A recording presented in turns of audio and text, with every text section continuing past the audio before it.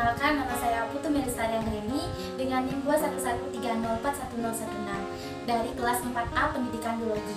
Nah, pada kesempatan kali ini saya akan membahas mengenai pertanyaan-pertanyaan yang terkait dengan kelainan-kelainan pada lensa mata. Yuk disimak pembahasan berikut ini. Pertanyaan pertama, mengapa kelainan mata berupa hipermetropia, miopia, dan astigmatisme bisa menyerang seseorang dan apa tandanya? Hipermetropia. Nah, gambar di samping ini merupakan gambar dari lensa mata yang mengalami hipermetropia. Hipermetropia atau yang biasa sering dikenal dengan istilah rabun dekat merupakan gangguan penglihatan jarak dekat yang diakibatkan oleh bentuk lensa atau lensa mata yang tidak normal. Hipermetropia ini terjadi akibat cahaya yang masuk ke mata tidak terfokus ke tempat semestinya atau pada retina, tetapi terfokus pada di belakang mata, sehingga menyebabkan pada penderita hipermetropia objek yang jauh terlihat dengan jelas, tetapi objek yang dekat justru terlihat tidak jelas atau buram. Miopia. Nah, gambar berikut ini merupakan gambar dari lensa mata yang mengalami miopia. Miopia atau yang biasa sering dikenal dengan rabun jauh merupakan salah satu gangguan penglihatan yang menyebabkan penderitanya tidak dapat melihat suatu objek dari jarak jauh.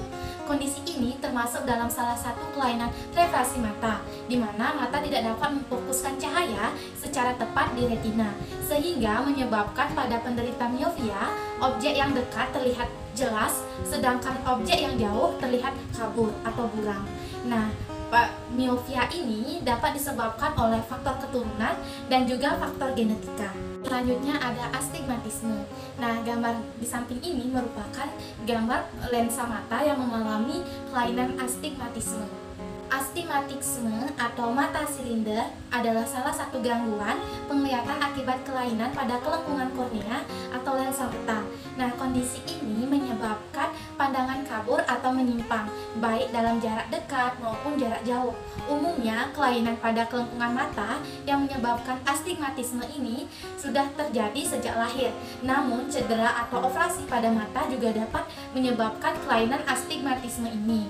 Pada mata yang mengalami astigmatisme, cahaya yang masuk tidak dapat terbiaskan secara sempurna, yang mengakibatkan gambar yang dihasilkan menjadi tidak fokus atau miring. Pertanyaan yang kedua yaitu apa yang kita lakukan untuk menghindari munculnya kelainan-kelainan mata berupa hipermetropia, miopia, dan astigmatisme. Nah, adapun beberapa yang dapat kita lakukan untuk menghindari munculnya kelainan-kelainan mata berupa hipermetropia, miopia, dan astigmatisme yaitu sebagai berikut.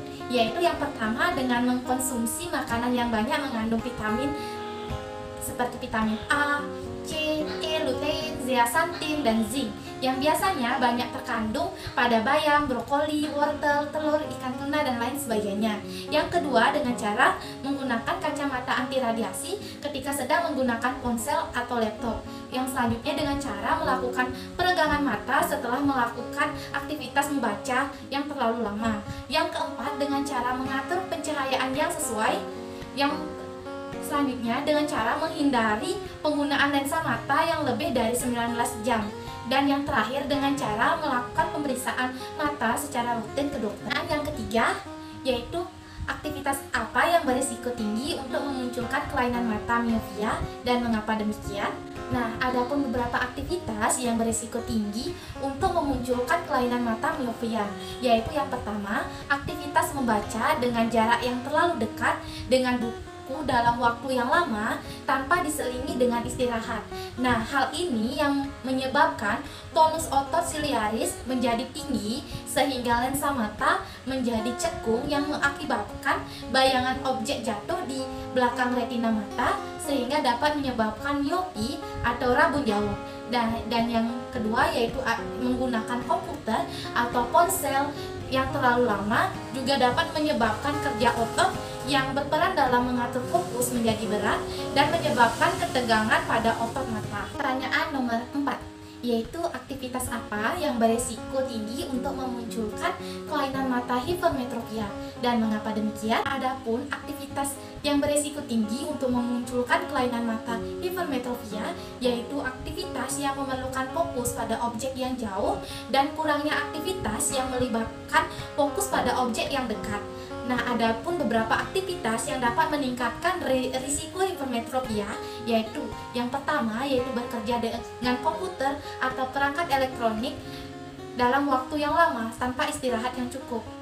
Hal ini dapat menyebabkan kelelahan mata dan mempengaruhi kemampuan mata untuk melihat jarak dekat. Nah, yang kedua yaitu menghabiskan waktu yang lama untuk membaca buku atau teks yang berukuran kecil dalam jarak yang terlalu jauh.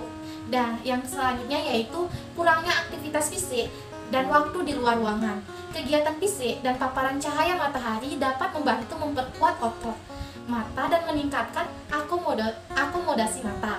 Dan yang selanjutnya yaitu ada faktor genetik, yang mana hipermetropia ini dapat diturunkan dari orang tua ke anaknya. Jika ada orang yang menderita kelainan seperti hipermetropia, miopia, dan astigmatisme, kacamata yang bagaimana yang dapat digunakan untuk mengatasinya. Jika seseorang mengalami hipermetropia atau rabun dekat, maka kacamata dengan lensa yang memiliki daya pembias positif atau kompleks dapat membantu memperbaiki penglihatannya. Sebaliknya, jika seseorang mengalami miopia atau rabun jauh, maka kacamata dengan lensa yang memiliki daya pembias negatif atau cembung dapat membantu memperbaiki penglihatannya. Sedangkan pada astigmatisme, lensa kacamata harus dirancang sedemikian rupa agar dapat menyeimbangkan faktor di mata yang berbeda.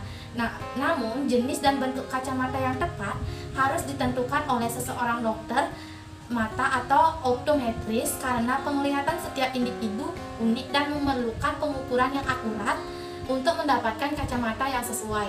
Oleh sebab itu, sebaliknya seseorang yang mengalami masalah penglihatan berkonsultasi dengan dokter mata atau optometris untuk mendapatkan diagnosis dan perawatan yang tepat atau sesuai. Sekian penjelasan dari saya ucapkan terima kasih dan semoga dapat bermanfaat.